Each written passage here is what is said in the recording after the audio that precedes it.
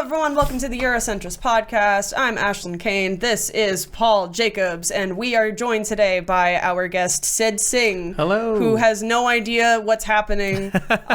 He is here under questionable circumstances, but he is here for today, and we're going to listen to some history. That's what happens. That's how this goes. And also, our guest can introduce himself a little bit. Tell us about you and who you are. Yeah. For the people who weirdly don't know you. Yeah, weirdly. Of course, yeah, Losers. very strange. No, yeah, I mean, or heroes. I think. Heroes. I'll have you know, I've never heard of you. Oh my God, are you the best hero? Yeah. Well, I'm a comedian. I performed for 14 years. I'm a big fan of history. A lot of times when I go on tour, I will listen to a history podcast to keep me company on a big Really? bus ride or something like that. Do you have like a favorite like period of history, or like, I don't know, is there something like you keep going back to every time, or is it just generally like I try to listen to new ones every time. There is a weird part of me that's like, should I go back and listen to some of this stuff?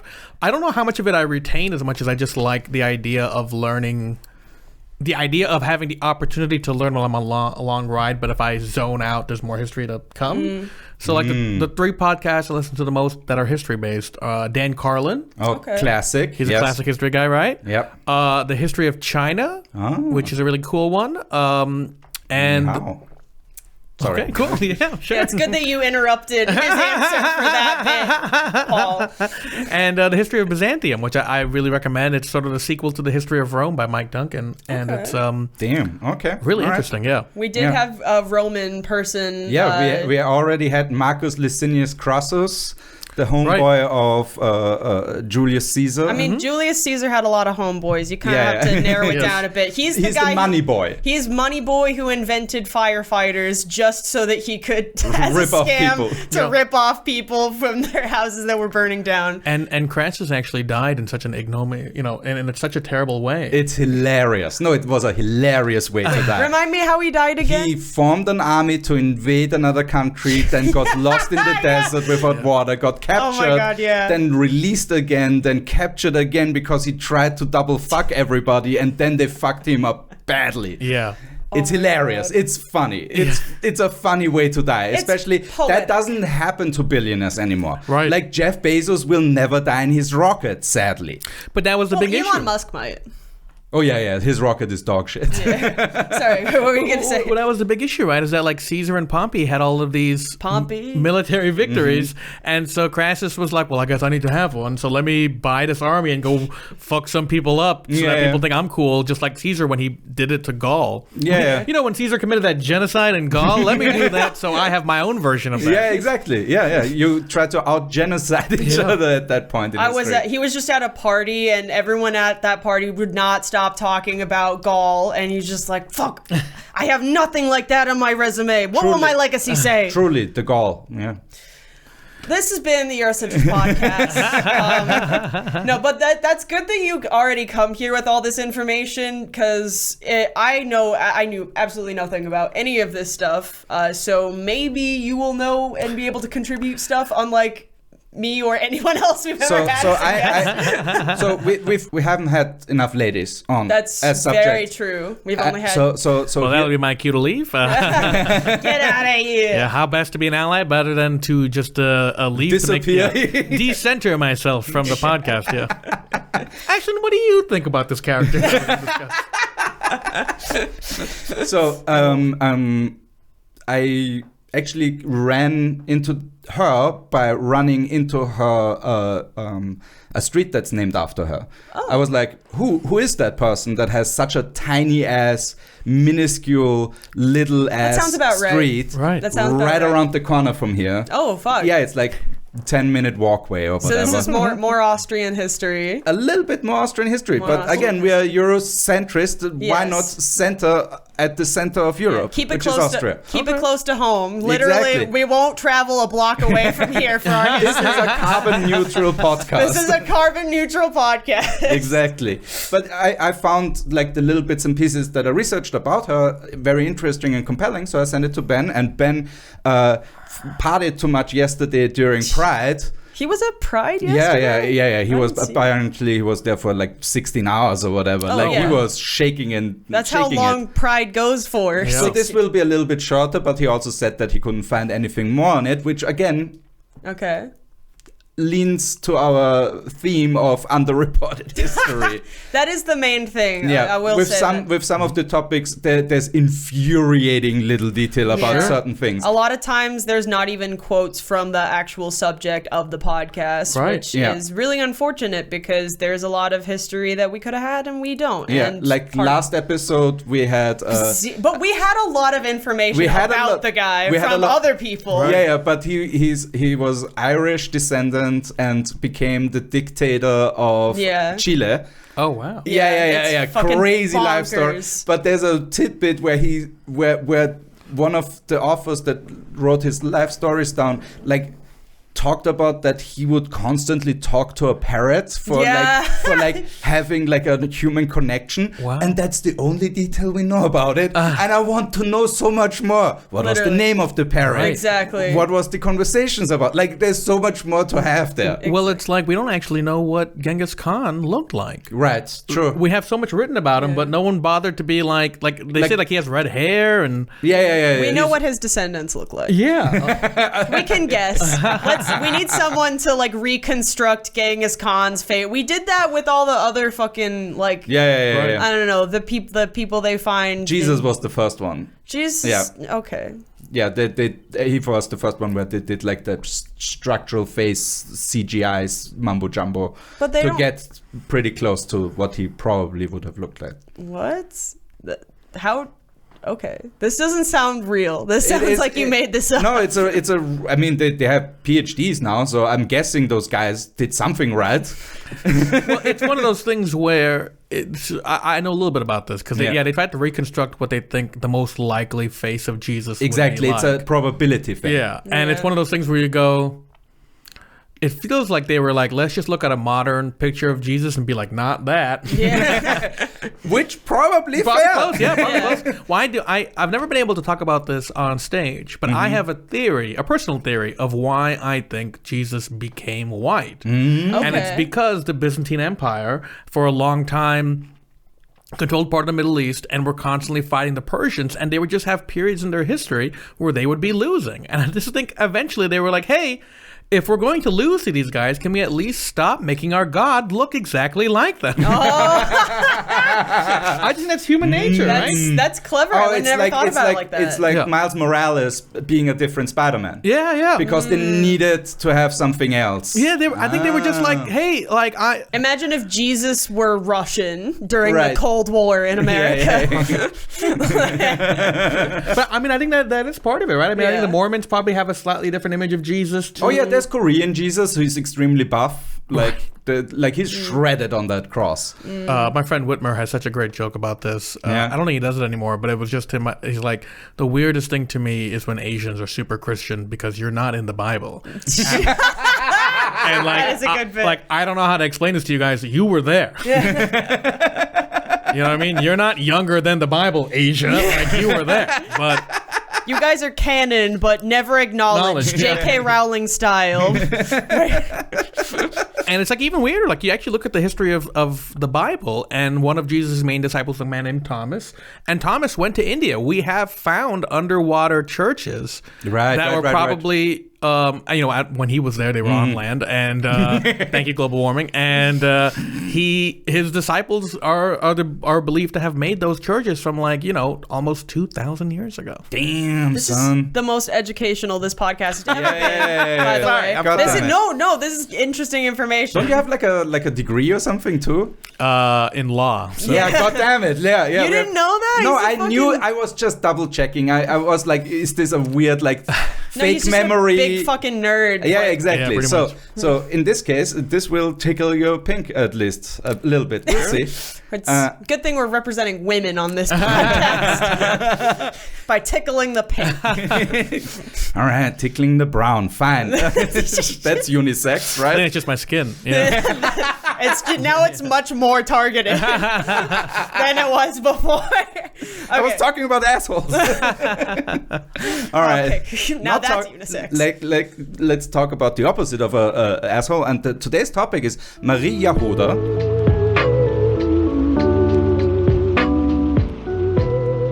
Quote from her to begin with.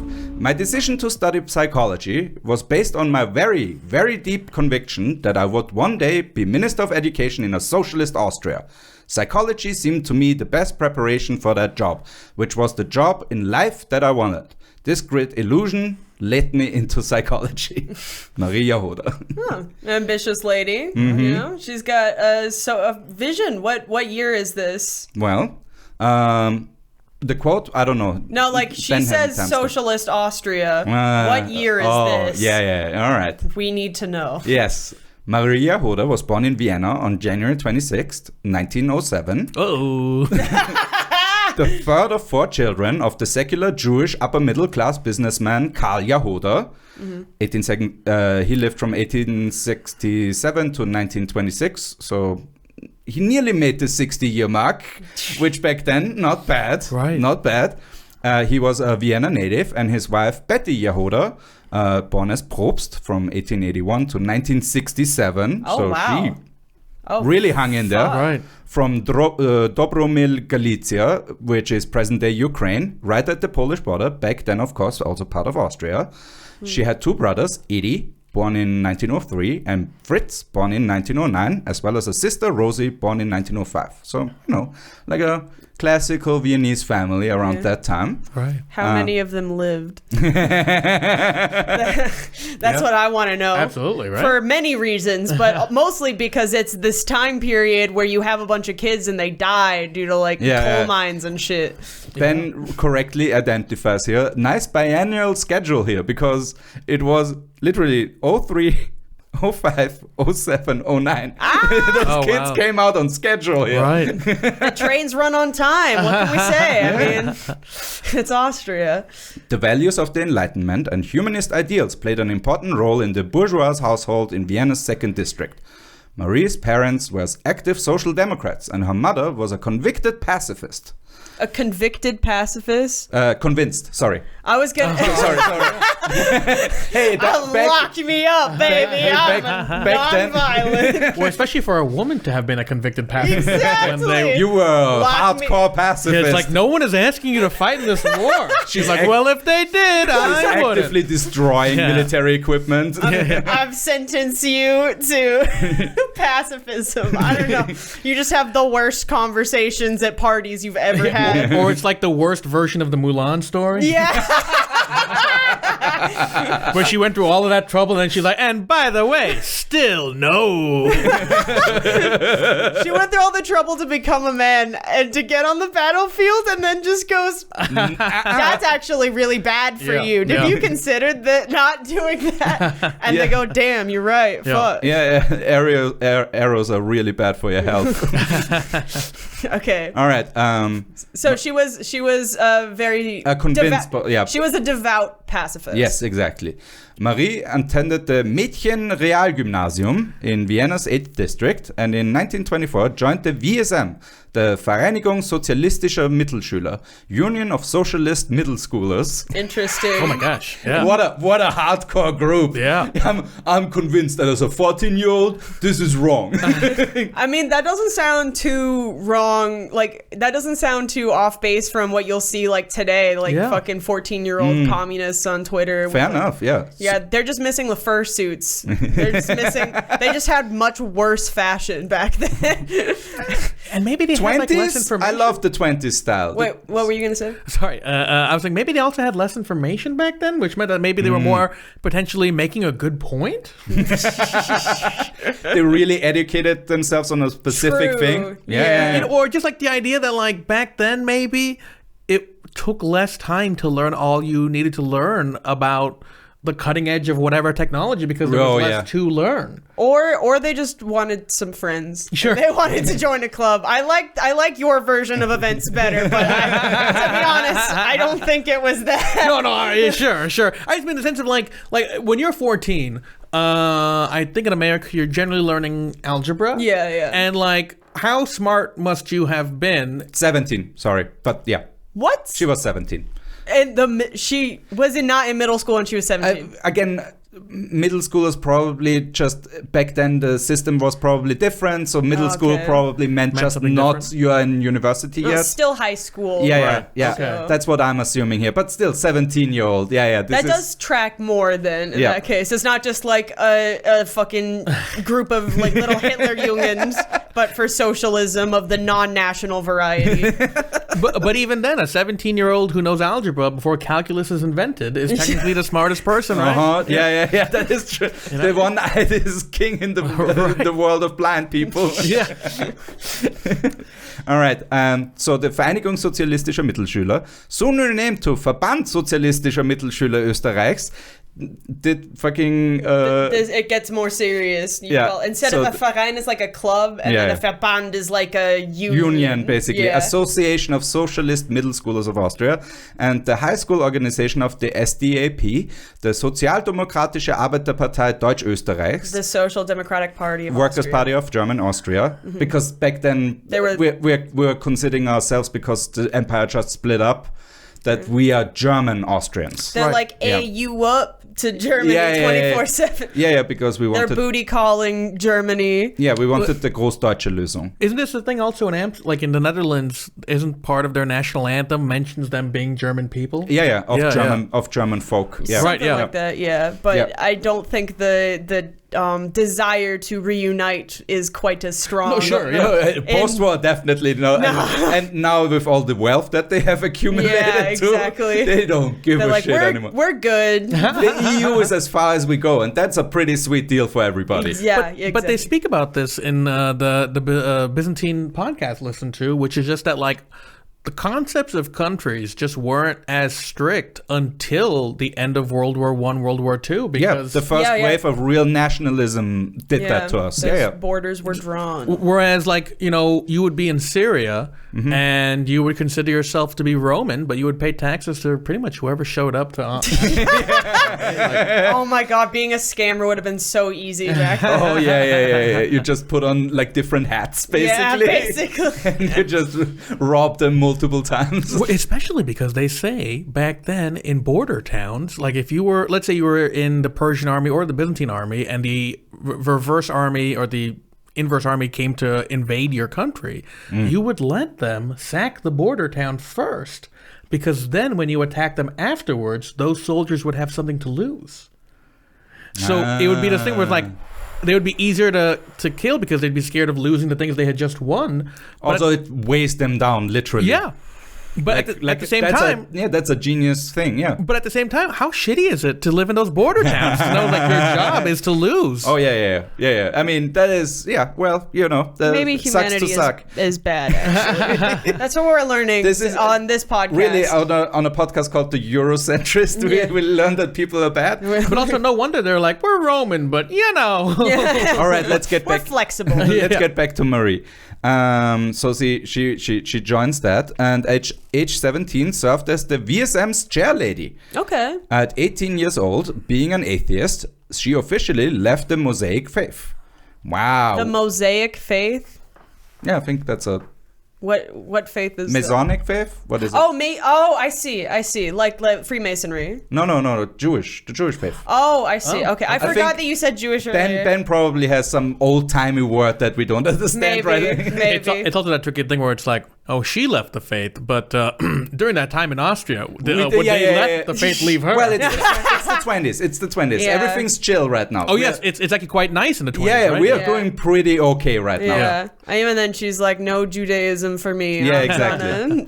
She's real woke lady over here. Yeah. After graduating from school in 1926, she started studying psychology at the University of Vienna that same year, attending the popular lectures of the legendary psychology power couple Karl and Charlotte Bühler. At the same time, she was also busy getting a primary school teaching certificate at the Pädagogisches Institut der Stadt Wien, which she acquired in 1928.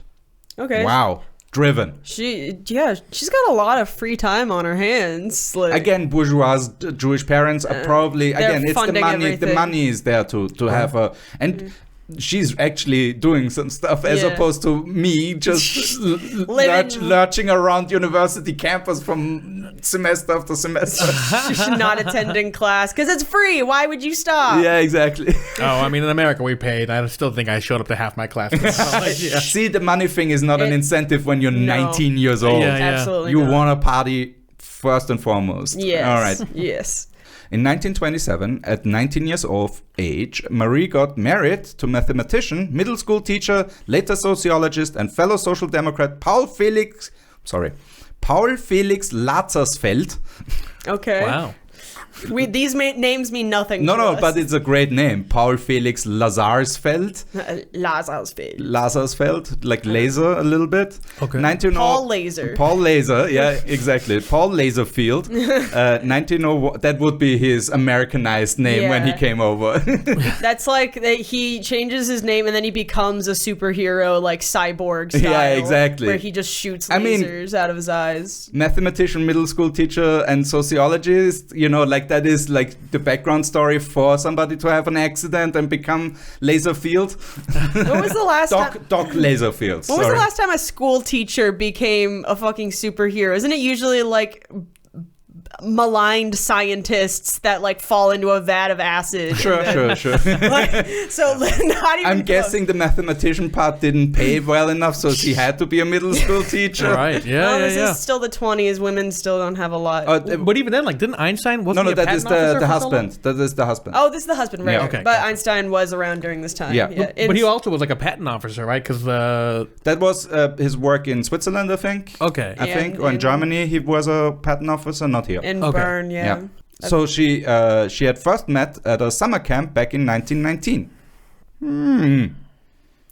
So he was 18. Oh, cute. Okay, it's cute. Okay, it's cute. It's not creepy. It's not. Right. He's only 6 years older than her. It's Wait, it's what? What? You just said that she was 19. What? Oh, so she was 13. Oh no, it's not. Oh, it's very it's creepy. Oh, It's very creepy. creepy, No. yeah. Oh my Why God. did- I was really bad at math right there. Oh my God, that is creepy. Who was he at the camp? Was he a counselor? 'Cause Right, as a there's 19-year-old. There's no way he was also a camper at that camp. As an 18-year-old. As an 18, 19-year-old, yeah. All right. Romeo, Juliet laws. Okay. She did keep her own surname, however. Good on her. Yeah. The marriage proved difficult from the start, and the couple already decided to temporarily separate in the autumn of 1928. Gee. A year later. I wonder why. Whereupon Marie moved to Paris for a year, studying at the Sorbonne, teaching Latin as a private tutor, as well as working as a translator and getting in touch with the local socialists. There's nothing that this woman can't do at this point. Have you guys ever seen? Oh yeah, Jojo for Rabbit? visualization, Yes. by the way, for visualization, you have older Marie right there. Oh, fuck. Yeah, smoking a cigarette, looking dope as fuck. I hate to Okay. say it, but that picture kind of makes her look like Woody Allen a little bit. She's Which is weird because her husband apparently was Woody Allen. but yeah, Jojo Rabbit. You, Right now, I am picturing Scarlett Johansson's character as. I see that. Marie I see Huda, yeah. that. Yeah. Oh, if she better have a Nazi kid. And Scarlett Johansson has some Austrian in her, I think. I don't know. I thought she was like Swedish or something. She has like 8 different things, I think, going Yeah, on. she's just white. That's Yeah. she's just Aryan. all right. Yay. But yeah, okay. So she better have a Nazi kid for this to come full circle and All right. to make us laugh. Shortly after returning to Vienna and to her husband, she got pregnant, and her only child, Lotte Franziska Lazarsfeld, now known as Lotte Bailin, was born on July 17th, 1930. We're getting closer to the bad times. Marie and Paul actually used her to study infant development, documenting her gestures, smiles, and vocalizations for a year. So they performed experiments on their children. Yeah, a little bit. Right? They kind of low-key performed Just a little bit of human experimentation. Some Pavlovian bullshit. It's free real estate. I love that. I love that kids basically meant nothing back then. They were just chattel, quite literally. At least she studied smiles. Like that's at least there were smiles apparently. Yeah. So to document There are worse ways to experiment on your own child. on the scale of motherhood back then, at least while studying, kept an eye on that baby. Yeah, that's true. I think it depends on how the story ends, to be 100% honest. Yeah, exactly. We're in such dicey time period, exactly. in Austria. That, You're really with real tippy toe. We're all sitting here like shaking in our boots. For a few months, from 1929 to 1930, Marie also had a job at the career counseling office of the city of Vienna, working for socialist psychologist Gustav Heiser. In case you don't know what exactly social psychology is, it's a lot like sociology, except it's actually scientific. Uh-huh.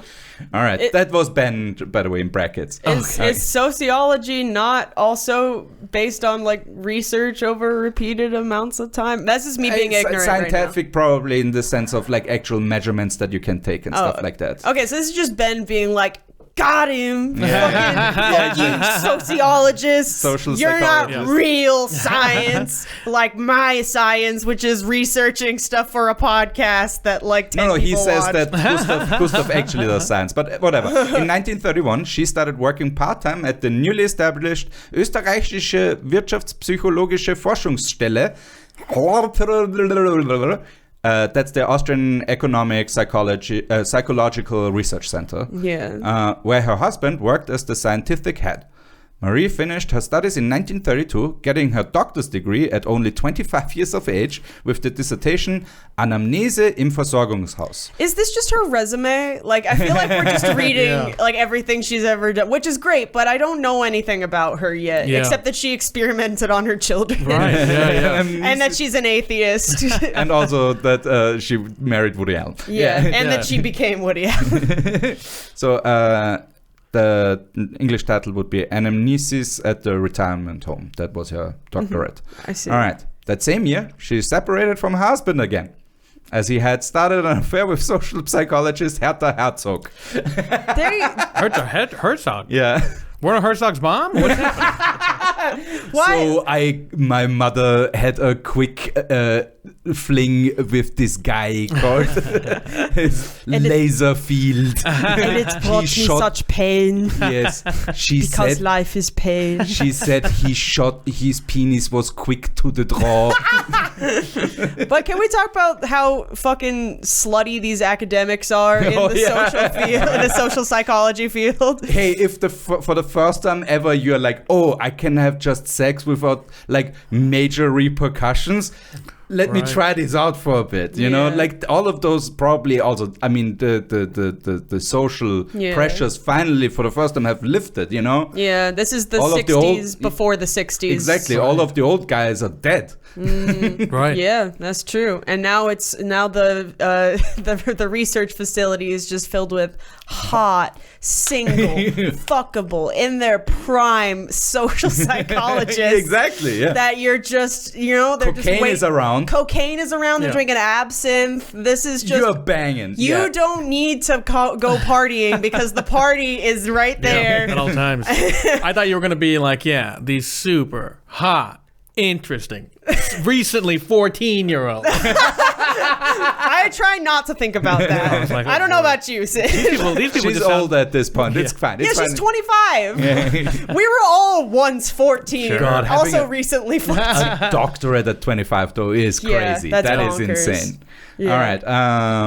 Anyway, in their prime, but he also cheated on his wife, which is not cool. Yes. And, so she separated from her husband again, but the two of them and Hans Zeisel still published a paper together the following year.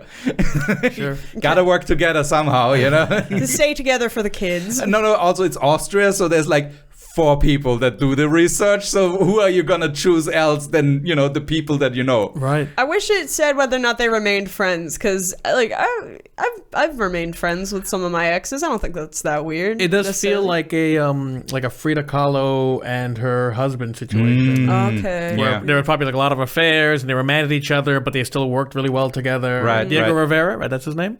Yeah, I think so, yeah. So, the paper is called Die Arbeitslosen von Marienthal, ein soziografischer Versuch über die Wirkungen lang andauernder Arbeitslosigkeit. Don't worry, the translation comes. Yeah, it's not for me that I'm concerned. I know what this means. Just wait. Which is widely considered her most important work. Was one of the first if not the first, empirical study. Shouldn't be translated first? Yeah, I was gonna say. Empirical study on the consequences of unemployment, and was later translated into multiple languages, published in English as Marienthal, the Sociography of an Unemployed Community. Okay. Interesting. So she's the first one. She's doing probably the first one to do this groundbreaking work. Did she like infiltrate like the homeless community? She actually came as a homeless person. Yeah, she show up to the I don't know. Especially because of what happened later. There is a part of you like, is she the first narc? Like, 21 Jump Street, You know? baby. That's why we're naming it after her. but right, isn't that kind of like, this makes me feel so uneasy because I'm like, the Nazis were not kind to the poor. So Yeah, they were not. but this is pre-Nazi still, so you know. Pre-Nazis. But this exists for them to read for when they become in power, right? But not when she's Jewish, man. They What? they they can't use Jewish works. They refuse to. Like even when there were improvements to like designs that they used that were made by Jewish people, they would remove those improvements sometimes. Yeah, there's a lot The of hatred towards the Jewish people runs so deep with the Nazis. yeah. to the That point where it literally did not jeopardized benefit. them. Yeah, they killed so many scientists they couldn't make an A-bomb. Yeah, they either killed them or they all went to America Yeah. and then we won the war by bombing the shit out of their allied nations. That is one of the things. The brain drain was so hard because again, Right, so yeah, sure. yeah. And let me just say good. Yeah. Oh, absolutely. Yeah. Very happy that they made shitty tanks. I'm super happy about that. Yeah, thank you for being racist and Thank you for incompetent. overextending your supply lines while invading Russia. I'm so happy about that shit. But yeah, so with her being Jewish, we can regard this as like probably not used by the Unless Nazis. a Catholic saw this and built upon Oh, it, right? right. Fair enough, Then it's fair enough. usable All right, again. oh yeah. If you filter it through that lens, Yeah. yeah, fair enough. But My point is, we don't know the end of the story, so we Yeah, don't know yeah. how to feel about True. this lady. That's true. We need to get to the bottom All of right, this. Marie wrote the actual main text of the study, while her husband was responsible for the conceptualization, and Zeisel wrote the appendix. So Zeisel didn't do shit. He turned in his bit of the project late. Yeah, this is the guy when you have the group project who always shows up late, you know, like. No, but it's doesn't- probably worse, right? If anything, it's one of those situations where he was probably the face of this study when it first got published in order for it to be respected. Right, yeah. So it's like, because isn't that a theory as well that Einstein didn't come up with the theory of relativity? His wife did, but he had to take the credit? Yeah, there he was had to, but he decided to. Oh, dear oh me. I mean, No, we already had That's true, I've stuff heard about being that. stolen from women Oh, with it's- Hedy Lamarr. The things We already that have had been her on. stolen from us, Yeah. you might as well create a museum about it. I mean, a this British is a museum. bit of a museum of it. We need to start like a segment where it's just things that men have stolen from women, like accomplishments. No takesy backsies. No takesies, backsies. That would actually be a good title, just for anything. I just like that should be your new stand-up special No names. takesies, Is no backsies. takesies, backsies. It's- All right. The team of 15 used some highly innovative methods in their work, and the most important finding of the study, conducted in the small industrial town 30 kilometers southeast of Vienna, was that prolonged unemployment does not lead to political radicalization, but to apathy, thus proving Marxism wrong yet again. Wait, so this person is a socialist but not a Marxist? Yes. That's interesting. Well, it's like the SPÖ now. Like, those are socialists, but they're not Marxists. No, sure, but it's like we're talking the 1920s. Oh, yeah. This is very much a time of social and political upheaval. Right. Right, but the socialist, again, the Red Vienna wasn't Marxist, even though we have the Marxhof. Yeah. But it is still capitalism. Just take the edge off. Yeah. Right. Take the edge off so that you don't get stabbed repeatedly just because you fell once. What is socialism without the Marxism? I don't think I understand. You just provide cheap housing. A you social have safety net. Yeah, social safety net programs, institutionalized public healthcare, Okay. all of those things. You know, all the good things that make Western Europe now. 1920s Austria did all of those Right, things. okay. You know, like the reason why we have modern public housing is because of the 1920s and Vienna. Yeah. I see. Because- And it's like you said, it's capitalism with the edge taken off. Yeah. Exactly. Yeah. which for the Nazis was still like, no. Yeah. That's what I'm having trouble, or that what I find so foreboding as well is that like these are pretty reasonable takes, and this time period does not bode well for for what's to come. Yeah. It's like, oh, homeless people are actually people, actually. Yeah. Well, we actually don't know what her conclusion was. Well, no, is that not what basically she just said? She was like, no, they're not more politically or whatever. What did she say? It does not lead to political radicalization, but to apathy, prolonged unemployment specifically.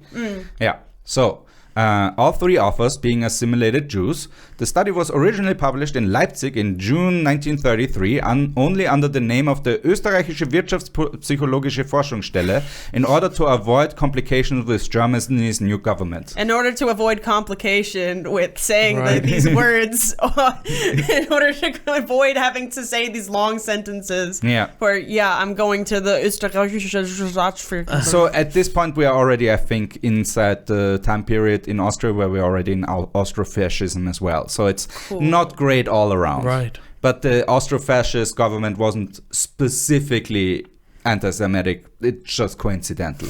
Okay. Plausible deniability. They were massive fuck-ups. They didn't do anything. Like they fucked up. They were just so in bad. a silly, goofy Again, mood. the Austrian fascists fucked up so bad that they invited Hitler basically in. Like that's right. And also the terror campaign that the Nazis did during that time in Austria, where they would just bomb local buildings and stuff like that. Paul, I need you to speed this up to the end of the story. Sorry, I'm so curious. I'm so sorry. I know. Sorry. I'm coming off like a dick, but it's only because you've teased it so well. You're like, anyway, here's a tangent. I'm like, no, please. What happens to this poor woman? Yeah, exactly. Yeah, right. I didn't even think about that. Yeah, even though she's the subject of this podcast episode, she barely has a presence in her own episode. However, due to its political implications, the study didn't sit well with the authorities anyway, and while well received by peers at the time and getting the author some international recognition, reached new levels of widespread attention only when the second edition was published in 1960. Oh, shit. Jesus. Still, this one publication was apparently enough for Marie to join the SDAP-adjacent VSS, the Vereinigung Sozialistischer Schriftsteller, Union of Socialist Writers, in 1933. Not a good time to join, my man.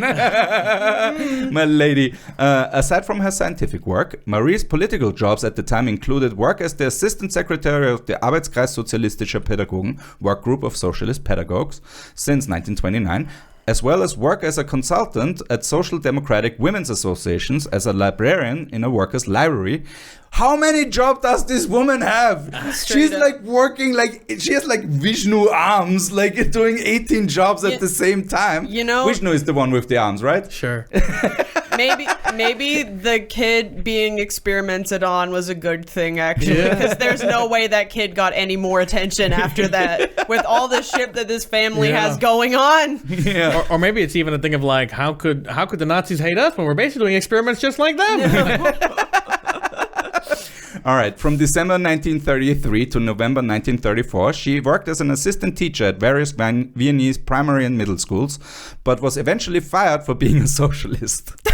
Right. Literally just being like, I think that not even a Marxist. Yeah. Humans should just be treated humans is her stance. Yeah. That is not good enough. Not right now. Yeah. Just like, hey, I think that like you shouldn't die if you don't have a job. You're fired. You should die, actually. Yeah, if you like them so much.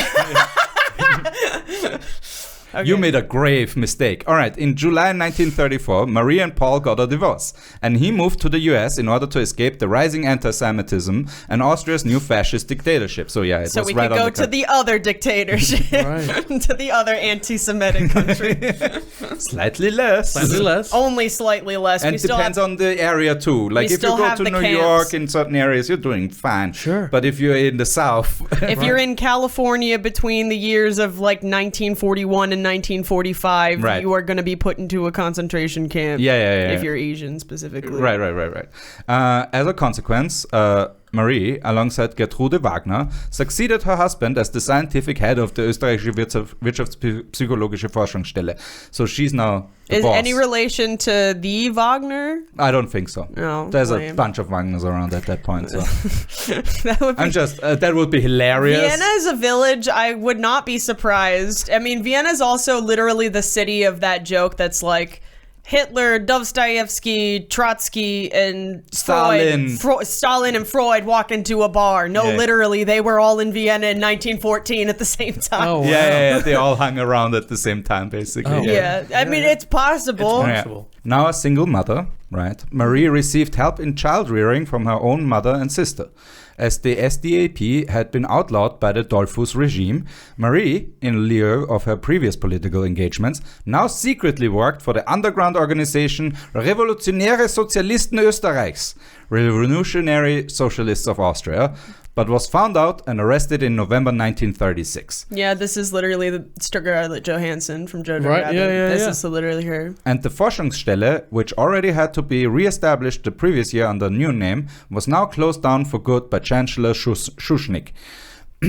After spending 9 months in custody, she was sentenced to 3 months in jail, but released a few days later due to international protests. Hey, protesting Hey. works, guys. Wait, who was protesting internationally for? Probably the socialist unions at that time that were true. like, you know, like she would have been really well connected. Yeah, exactly. Yeah, interesting. Including from French Prime Minister Léon Blum himself. I'm sorry, she's so well known, and Sorry, yet Léon Blum. there's no information about what her personality was like. So far, yeah. So far, that's kind of interesting. We But don't again, know. with Also, Austrian biographies, we have that problem multiple times where we like get the biography, Yeah. but not the person. Yeah, especially since this person it works literally with other people all the time. Mm-hmm. And is very well known. Why Mm-hmm. is there nothing about what kind of person she was? Also, was Leon Blum? I guess I might be getting my eras mixed up. Was he the leader of France, Mm-hmm. or was he the leader of the Nazi puppet France? No, we are pre. We're Okay. Pre-puppet France. pre-puppet. Pre-puppet. Pre-puppet France, baby. Just weak France. Sure. He's just in charge of weak France.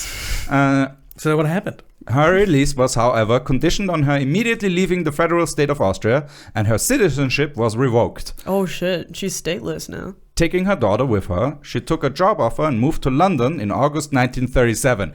Good on you. Yeah, thank God. Nice chess move right there. Right. Well, oh god, the husband's still there too. She's probably like, fucking suck it. Oh no, is it about On to... the way, she met her ex-husband in Paris. Oh my goodness.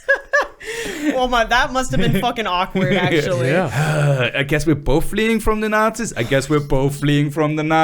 That spoiler alert for White Lotus. This reminds me of the very end of White Lotus where the two American tourists meet up with each other In the airport. in the airport where they're like, yeah, we just both experienced some really traumatic things. Yeah. You want to exchange numbers? Let's hang out after this. That's literally what's happening here.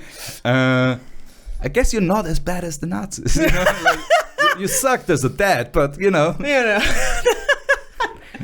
No, I'm not you. This is a handoff, clearly. I feel like I'm like a kid at the story time where I'm like, I gotta sleep in 15 minutes. I need to. All right. On the way, she met her ex-husband in Paris and sent Lotte with him to temporarily stay in New York until such time as Marie had managed to build a secure existence for herself in the British capital. Man, these guys are reasonable. Yeah. Yeah. They're just They're like, yeah, we're still both co-parents, basically. Right. You take her. Right. And he's like, all right. Because back then he could have just said no. you know how they say, well, Until the 80s he could have said no. Sure. actually even past the You know- Depending on which country you're in. Yeah. You know how they say well-behaved women rarely make history? These people are way too well-behaved for my liking. And that's why we're aching for the juicy part. These reasonable, horny... These reasonable, horny academics Yeah. fleeing persecution. Why can't they just be a fucking family entertainer entertainer that are fleeing Nazi Germany instead. Yeah. That's what we like in America. Why doesn't any of them have a coke addiction, you know? Yeah, exactly. Well, we don't know. Yeah. All right. In England, Marie continued her scientific and political work, supported by the Society for the Protection of Science and Learning, an organization supporting scientists who were forced to emigrate for political reasons.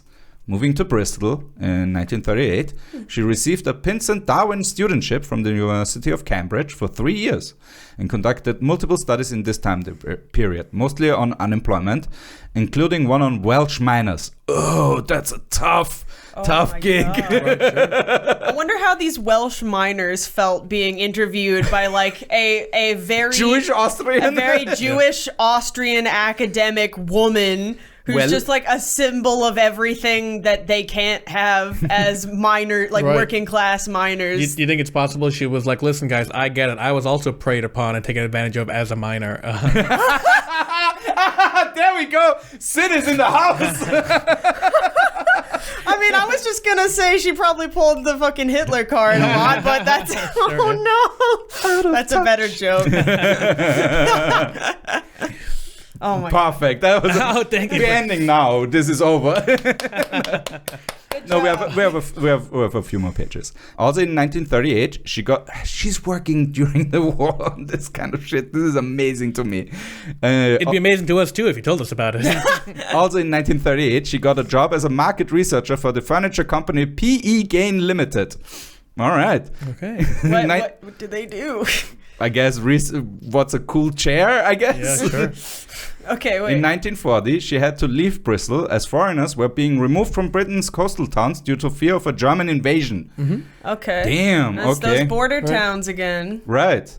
She briefly moved to Street, Somerset, I hate this. but had to leave again for the very same reason and return to London. Good. Go to a place that has a better name than that. Well, London's about to get the shit bombed out of it. Right? Yeah, exactly. Yeah. That same year, she got a position as assistant editor at the Wartime Social Survey, and from 1941 onwards worked as editor and announcer. She's a workaholic. Announcer for the secret channel Radio Rotes Wien, Radio Red Vienna, as well as working at the London office of Austria's exiled socialists and doing applied work on civilian and enemy morale for the British Foreign Office. In 1944, she also got a job at the Research Coordination Department of Marks and Spencer. At fucking Marks and at JCPenney. Yeah, basically. Yeah. Yeah, I was a man. I like that she was like the chairman of all of these fucking socialist organizations that like fought the Nazis, and then she gets to add assistant manager at JCPenney and Marks and Spencer's to this fucking resume. This literally feels like we're just reading a resume. We only know of her academic achievements, and frankly, I think that I'm a little judgy now that she's focusing almost exclusively on unemployment when there are actual. She's so employed. When she's so all employed, the jobs. she's saying not only taking all the jobs, but there are like actual bad things that are happening socially in her own like former backyard, and instead you're focusing on this shit. Like time and a place. Like maybe do something that actually contributes to society. These damn socialists contributing nothing to no. I mean, it's a tricky thing for us to get into that because there's so many shitty things happening right now, and we're doing a history podcast. So Yeah, exactly. it's a little bit of the pot calling the kettle black. You know what I mean? But Also- we're not academics, so it doesn't necessarily matter to us. Yeah, we are artists, you know. Well, that's a very different thing from being an academic. Sure. We're not expected to know shit. Oh, one more job. She also worked at the National Institute of Social and Economic Research. All right. With the end of the war, Marie Jahoda moved to America in 1945, finally getting to see her daughter again after 8 years. Wow. Wait, her daughter? I thought her daughter came with her. No, her No, daughter went. she sent him with the dad to New York. Oh, shit. Okay. Yeah. I must have missed that. She lived first in Detroit. Okay, weird choice. Well, a lot of Germans are there. She loves the cars, maybe? Well, Detroit was a big steel town, so that was Exactly. probably wacky in its heyday, but Yeah. Yeah. Then in upstate New York, before finally settling in New York City in 1947. During this time, she worked for Max Horkheimer as a research associate at the American Jewish Committee's Department of Scientific Research. The topics she studied were here included prejudice and its reduction, well, there you go. There we go. That's, yeah. Finally contributing something. the authoritarian personality, and the relationship between emotional disorders and anti-Semitism. Fucking finally. Okay. In 1948, she started working as research associate at the Bureau of Applied Social Research at Columbia University, which had been founded by her ex-husband, meaning the Bureau, not the university, in case that wasn't clear. Right. Working closely with yet another famous sociologist, Robert Merton. In 1949, she got a position as associate professor, later upgraded to full professor at the University of New York. Okay. Damn, son. But what? I'm curious to know what she actually had to say about all of these topics. Yeah, we have to. That would be a nice episode too. It's just her papers, actually. That could be interesting. I'll set Ben on just digging up those papers. Because I'm guessing a lot of them are not digitized, and that's why he couldn't access them. Right. Like, or you have those outrageous. I don't know if with Columbia University they do that, where they are like, "Oh, you want to read the first 3 pages of the paper? Cool, these are free. The next 50 pages are $800 or something insane." Sure. And I'm like, "No, this is a microfiche you digitized 25 years ago of a paper that you already paid the research cost on it. Right. It should be free, motherfucker." It should be free. Absolutely. Yeah, and they're not even alive to like publish it independently somewhere, which is such bullshit. Yeah. This basically just feels like a job interview for like a researcher for our podcast. We're just like, well, assistant manager at Marks and Spencer's for between X amount of time. Wow, you had 25 jobs in 8 years. You're a lunatic. Or you're just really bad at being employed. Yeah, she could have just been bad at all these jobs. Exactly. We don't She's know. the first bad woman at a job. We love that for her. You know what? I like her more now. Well, it's also I think the headline is that this was a Jewish woman in Austria during the worst time to be in Austria, and she and her husband made it out okay, and her kid made it out okay. Yeah. Do we know anything about her siblings? Ooh. Or parents. Yeah, that would be interesting. Well, her mother died in 1960, right? That still leaves her dad. Yeah, but the dad died Before the war? Yeah, I think so. 1926? Okay. Yeah, 26. Yeah, Okay. so Damn, I can't remember. I remember that. damn, wow. I do not have goddamn lawyer brain over there. Your Honor. Let's read back the stenographer's Oh, transcript. goddamn it, where was I? This is proof that I was really curious about the story. All right. No, we believe you, Sid. We believe you. Well, because the guy who wrote All Quiet on the Western Front had a really terrible time during the war where he was able to flee, but his sister was killed by the Nazis because he had fled. Right. And he had a falling out with her, I think, right before as well. So it was like that's kind of a dark way. Fuck me, that is. Yeah. That is dark.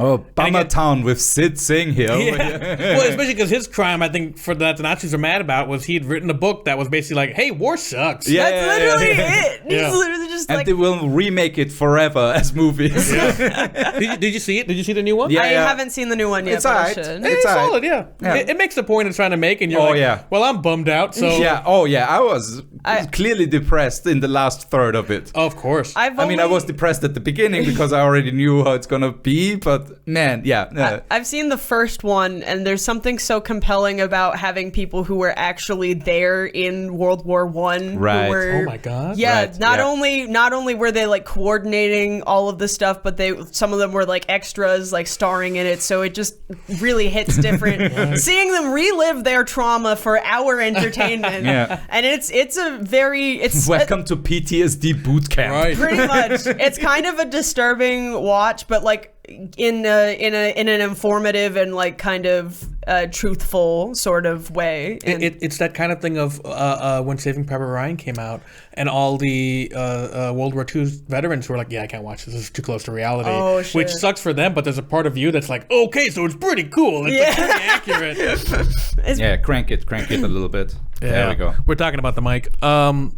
Yeah. Yeah, not the war, not World War II. Not the war. Not Crank cranking that up war. Crank that war. Yeah.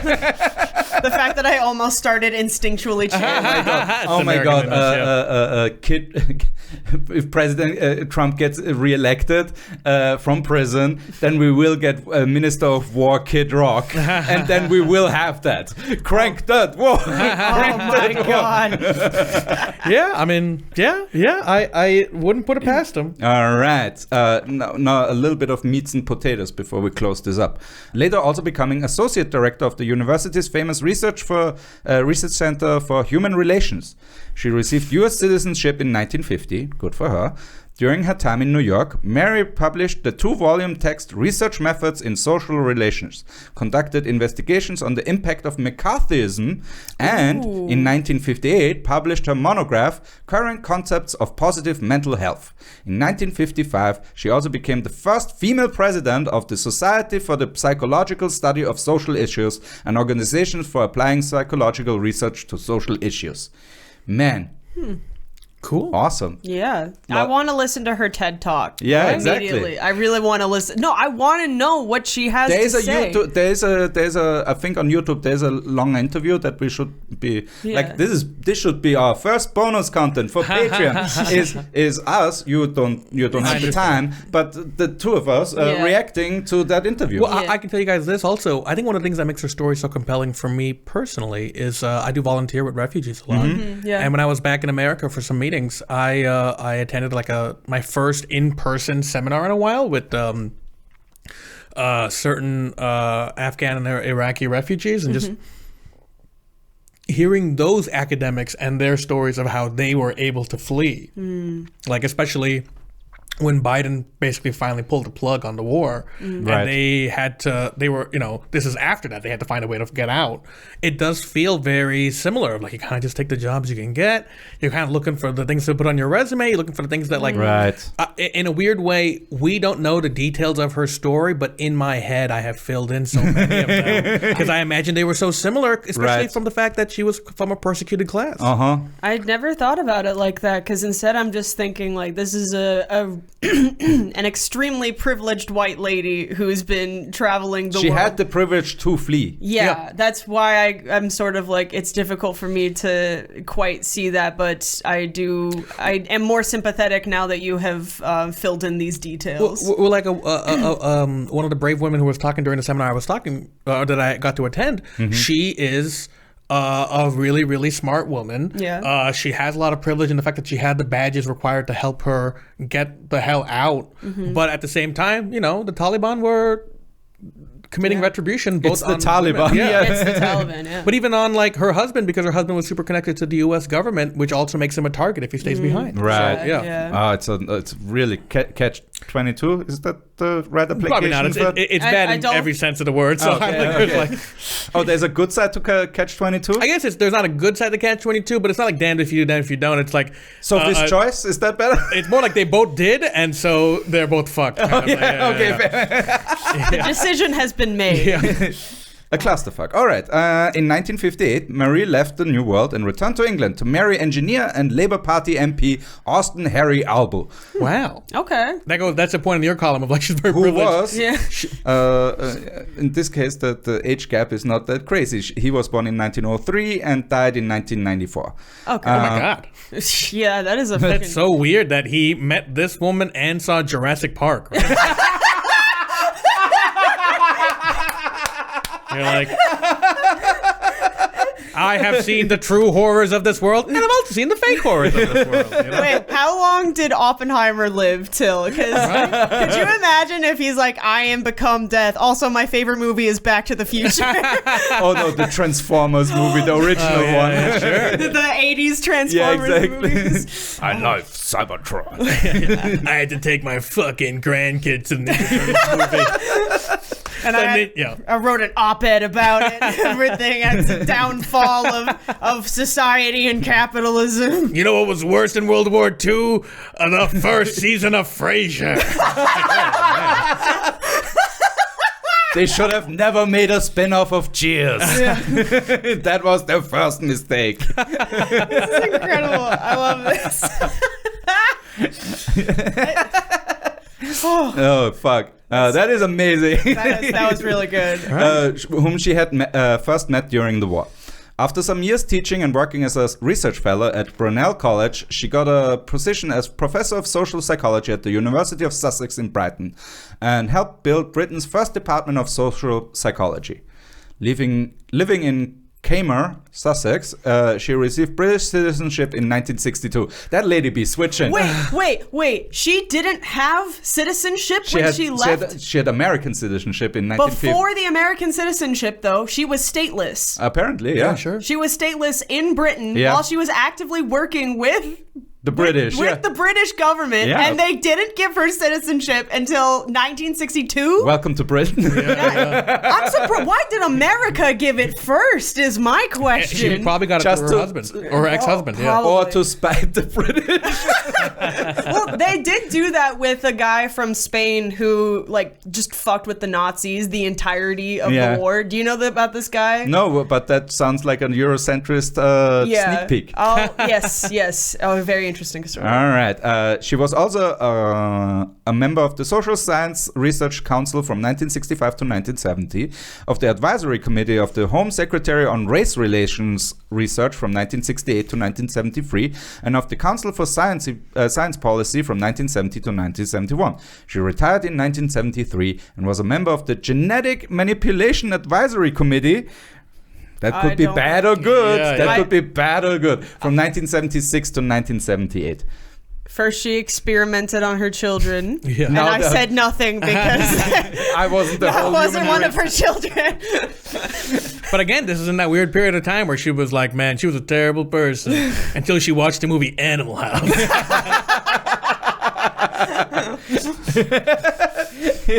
She watched Stanley Kubrick's Doctor Strangelove, and she was like, wow, it gave me a whole new perspective on the war. During the 1980s, she wrote forcefully on the imperativeness of a non-reductionist social psychology and the necessity for field research to complement laboratory experimentation.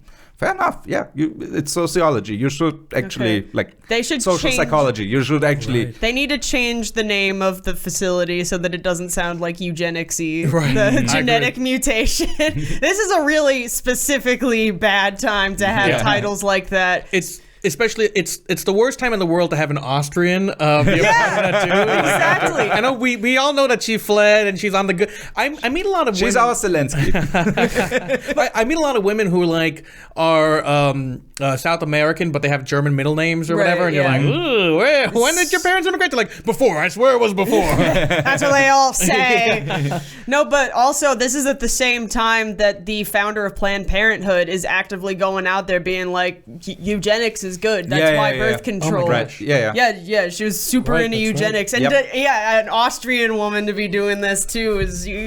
Well, this is also an interesting time for her to be in America, right? Because if you look at it, she came from She's a in Well, society. Britain now. She's in England now. But let me put it this way. Yeah. She lived long enough for a situation where she saw the Austrian people who sided with her fall out of love with their government or be disillusioned by their country. Mm-hmm. And right now she's alive during a time, I guess maybe her daughter's still in a country that is currently undergoing the crimes of the Vietnam War and Right. falling out of love with the presidency, and Nixon is Oh, happening, true. and she's in this place where she's seeing history repeat itself Mm-hmm. to the degree of she was also alive during the free love 60s, which feels like a reverberation of the 20s. Yeah. She had Damn. for herself. Yeah, That's she a got really good she got point. she got the double punch. Yeah. Yeah. Damn. Oh God. She saw her Damn it, we have a Yeah. fucking educated asshole over Yeah. here. Fuck you for knowing more than both of us. Yeah. But these are like good ass points. Normally I'm the smart one, you know?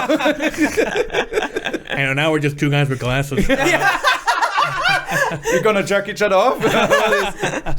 We're gonna make sure Aislinn leaves first. we have only hands content to make later. Only hands. Only hands, just like shaking hands for a bunch of times. Yeah. Just dapping each other up while no one pays for it. Her autobiography, Ich habe die Welt nicht verändert, I Did Not Change the World, was published in 1997. Well, it's true. Yeah. That is accurate. But that's We- especially because she lived during a period Yeah. of time when history did repeat itself. Yeah. We stan a self-aware queen. Yeah. 1997 too. So is that already Clinton? Yeah, that's Yeah, Clinton. that's Clinton. Oh That's my God. Lewinsky. 97, yeah. Yeah. Oh my God. That's Lewinsky. Ich habe die Welt nicht verändert. While this thing over there happens and it just blows up a whole government. Yeah, Monica Lewinsky was more influential in global politics than this lady ever was, and I don't know how to feel about that. Don't you want to immediately read that? That sounds like such a great title, too, Yeah. of like someone who lived through so many things, Yeah. and her takeaway is, I didn't change the world. Yeah. Sorry, some of this is feeling very personally. I'm personally attacked. As someone who does a comedy show raising money for refugees, I think I need to read this. See to why just I humble wanted myself. this topic with Yes. Sid? That Yeah. I always Wait, try to pick. You told both of us before the podcast started that dog goulash was going to be a central theme, and we are at the very last page, presumably, and So that has the- not made an appearance No, once. sorry, but the dog goulash thing was while she was conducting the unemployment studies in the Austrian countryside. Why did we not get a sentence about that? Ben, what the fuck? It's probably in one of those papers. Yeah, sure. And he couldn't verify the Yeah. source, probably. So this is, again, episode 2 or part 2 of this would be dog goulash Yes. related. I'll come back in September or October. Hey, that Hell would be yeah. perfect, Yeah. actually. Hell Yeah. yeah, that'd be perfect. Yeah. Right. She continued to be remarkably productive, working particularly on the social psychological roots of nationalism until her death in Kema on Wait, before you say it, I just want to say one of the things that's so terrifying is that she lived so long. You're like, did this lady die at 9/11? Like what? she died in well, she was in New York. She was in New York. She I'm was like, in New York. Oh my god. Oh my god! If they pull a Robert Pattinson, that would be hilarious. oh my god, where we just zoom out and Hey guys, it's awfully close. April 28th, 2001. had she A few stuck it months out later. a couple Yeah. months, She one last time visiting the grave of her late husband or something like Yeah. that. then she would have actually changed the world. Yeah. Oh my god, that is so fucking funny. No, I would have loved to see what she thought about 9/11. Right? Actually, When was she born again? 1903? Something like that, 1907. 7? Yeah, I thought 1907, yeah. Yeah, And yeah, man, she lived a long time. Yeah. old ass lady. Especially considering how long her parents lived. It felt like her mom lived so long, and then she like really lapped her. Yeah, fuck you, mom. Marie Jahoda received honorary doctor's degrees from the universities of Sussex and Leicester in 1973, was named Commander of the Order of the British Empire in 1975, was granted a Kurt Lewin Memorial Award by the Society of Psychological Study of Social Issues in 1980, received the Viktor Adler Plakette der Sozialistischen Partei Österreichs, nice, Viktor Adler Medal of the Socialist Party of Austria in 1984, der Preis der Stadt Wien für Geistes- und Sozialwissenschaften, Prize of the City of Vienna for the Humanities and Social Sciences, und das große silbernes Ehrenzeichen für Verdienste um die Republik Austria, Great Silver Badge of Honor for Services to the Republic of Austria in 1993. I'm not gonna lie, this feels very like Soviet Russia in their Oh, yeah, twilight yeah. years, just giving out as many awards as Right. possible so that they don't have to actually I hold thi- any of them accountable. Like they're just giving her everything. I She think- fucking left. She hasn't been there in I like think- 60 years. Honestly, this is a classic sexism backlog, Yeah. where it's like we should have given those awards to her way earlier in the Yeah. 50s and 60s. We should have given her a bunch of Yeah. that stuff already. They were But too busy because rebuilding. I and mean- also too busy hating on women. It's true, true. Yeah, probably a little bit of column A, a little bit of column B. But also, yeah, sorry, I'm like still trying to think of history in the context of this woman. Like, she was a socialist who Yeah. lived long enough to then have to deal with like Reagan and Thatcher. True. Yeah. And she was a citizen of both those Both, countries. yeah. Yeah. Oh my She god. did not change the world. Yeah. She Fuck. really did it. Fuck. Oh, a depressing end to an Austrian episode. What a surprise. But- No, okay, Well, so because if you think about Reagan, But she could have. Yeah. yeah, That's the problem. That's what's so depressing is that she has all of these great values and she did a lot of work and she did no long-lasting work. Well, it is long-lasting work. A lot of this stuff is still being used today, like the unemployment shit and stuff like For that. what? It's When- certainly not to change I the mean- world. I mean, not in the sense of that, like, we heed those warnings. That's exactly what my point is. Like, she Okay, had fair to enough. witness Fair Keynesian enough. economics Right. be destroyed in front of our eyes. Right. And then I'm sorry. She must have felt some type of way. That's why she was a smoker. That is a classic coping mechanism kind of thing. Oh my god. 'Cause, no, I like it that she's just like, I have the right answers and they've spent 70 years doing the exact opposite of everything. I've been right the whole time. Yeah, she's screaming into the abyss, and Yeah. the abyss is like, She's like a real life Cassandra, right?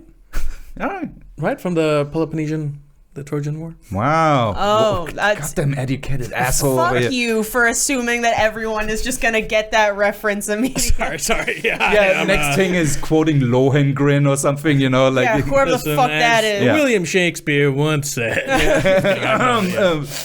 doth protest too much. All right. Among many other honors, such as the municipal housing complex at the corner of Kegelgasse and Sadelgasse in Vienna's 3rd district being named after her in 2021. This means nothing. This means fuck all. Is her daughter still alive? There's no death date on her daughter, so I'm guessing the daughter is still Let's around. find her. Because she's probably close to 100 as well now, right? Right. Yeah. If she's still alive. Yeah, she was born in the 20s, the daughter. So yeah. That's, I mean, Yeah, she's literally 100 she's now. probably not alive. She might listen to this episode right before she dies. Well, and that's crazy to think that like her kids are probably like 80 or 70, right? Right. Yeah. That's man. buck fucking wild. That is, if you're the great grandmother, you already, But I thought that was like an interesting and underreported well, certainly topic. Underreported. I feel like Even Bass this time. specifically by us was extremely underreported. We are going to do a part second, 2. yes. We are sorry that you had to listen to this. No, it was a great intro though, like an overview. It's a great intro, but I'm more. You want more. I need to know what she thought about everything. Right. It's so funny too because I think right now it might be impossible for us to have a higher opinion of her. So it Yes, could be a thing where like exactly. we hear her quotes and we're like, ugh. But then we'd have something to talk about, Sure. wouldn't we? Well, it's interesting because I also like to me when I was hearing her story, I was thinking about sort of modern day versions of her, people who are like trying to call out what's happening and being ignored. Like I think my professor, Karen Masalo, who I do all these shows to like raise money for orgs, like she's someone who is fighting the good fight on things that are just like, hey, I think victims of domestic violence should be able to claim asylum. You know what I mean? Yeah. Especially when, you know, their husbands or partners are pieces of shit who are part of the government that's Right. ignoring her police, right? Oh my That's God. what she's fighting on the front lines of, right? And she's won, right? Oh, She's won. good. But then you have, you know, or like right now the big fight that just the Biden administration finally sided with CGRS on was the idea of ending something called Title 42, which was basically this idea of like, refugees shouldn't be kicked out of America when they try to claim asylum because they might have COVID. Right. Yeah. And Jahoda is kind of the an early version of this because she's basically saying things like, hey, people who are unemployed shouldn't be seen as like radical troublemakers. They could just be like really apathetic people who need our help. Yeah. Yeah. They're depressed, Yeah. dog. They're One of her biggest finding was that the extra free time that you get because they were unemployed people were seen as loafers, Right. You know, Yeah. like do no good people that just don't want to be employed, Right. And one of the big findings was that hey, a time structure, even if it's not a job. Technically, if it's not a paid job, even that provides already enough of a bed for them to feel like they're part of society. Right. And Yeah. the amount of crime and everything else, domestic violence, all of a sudden, all of that shit goes down. Exactly. That was one of their big findings, yeah. And her husband was like, "Oh, let me just quickly write that. Quickly copy that. What did you write down?" You know what? I'll say this. If that's the one finding that they got out of all the years that they spent researching human psychology, then there's at least something there that is extremely helpful and relevant to today because, it's literally just we need a community of people and we need to have a purpose in life in order to keep living. And especially for someone who's been living during a time where living is not very easy. Right. And no matter where you are in this point in her life, it's you know what? Maybe I've been too harsh on her. Maybe I've been an asshole this whole time. You're witnessing a redemption arc live on the podcast. But this was fascinating. We will do a second part with her papers, focus on her actual research body. I think that is actually a good method in the future anyways, where we do like her bio and then we do a separate thing about if we cover Yeah. scientists. Like this would be smart. Would be like look at their body of work Yeah. as a separate one, because again, the amount of work you just like at the Yeah. rattling off of like. This was insane. If only we treated like academics the way we treat like Kanye albums, like like analyze every single one like it's a piece of. Why don't we do that? Yeah. People are always like they spend too much time worshiping idols when we could be worshiping Jesus or academia instead. This is it. This is what you want. Yeah. This is exactly what you want if you're this kind of person. What you really want. What you really, really want. All right. You said it like you thought that was a Kanye song. It would be an amazing Kanye cover. He did say I'm a bitch, I'm a lover as a Madonna song, which is so disrespectful. Being disrespectful here, Sid, where can people find you? What do you want the people to know about? This will come out in like 6 weeks. 6 weeks, Yeah, which because- is in August. Yeah, we're in Something like mid-August. that. Yeah. So I will be at the Edinburgh Fringe Festival. Holy shit. Performing every day at 4:15 with Damn. my brand new hour called Table for One. Right. Where 50%, it's a free show, but you can donate afterwards. And 50% of all donations will be going to the Center for Gender and Refugee Studies to keep the fight alive. Such a good person. Fucking damn No, it. really Educated infuriating. and a good person. No more just Oh, like you're just doing this the as burden of virtue knowledge. signaling? Just more like the burden of knowledge, you know? Oh yeah. You. Lean into it. I'm a good person because I know the reality. Oh, that makes me. I like to think of it As more as opposed like to all my the other brother people. is a future doctor and my father's a cancer scientist, so I'm still the worst person in my family. You know what I mean? That is. You're literally like the one is bit the- from Brooklyn Nine-Nine where Terry Crews goes back home to his family and all of them call him Tiny Terry. That's literally you. You're the tiny Terry. You're of the your family. the intellectual Tiny Terry of your family.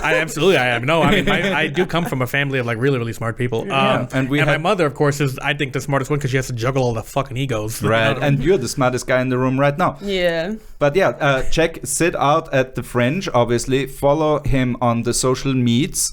Link will be in the description below, same as the paper that Ben wrote. Obviously, thank you again to Ben for doing this on such short notice. And if you don't want to come to Edinburgh, you can follow me at Looking for Sid on Instagram Right. or Sid Sing Comedy on YouTube. I prefer the YouTube one because it gives me money.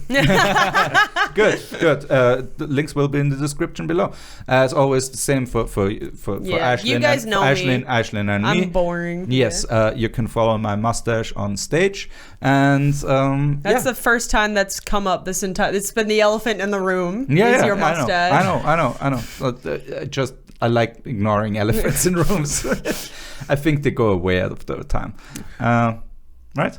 That's what they say about elephants. I might have zoned out. Go on. All right, Sid has tapped out. This has been it.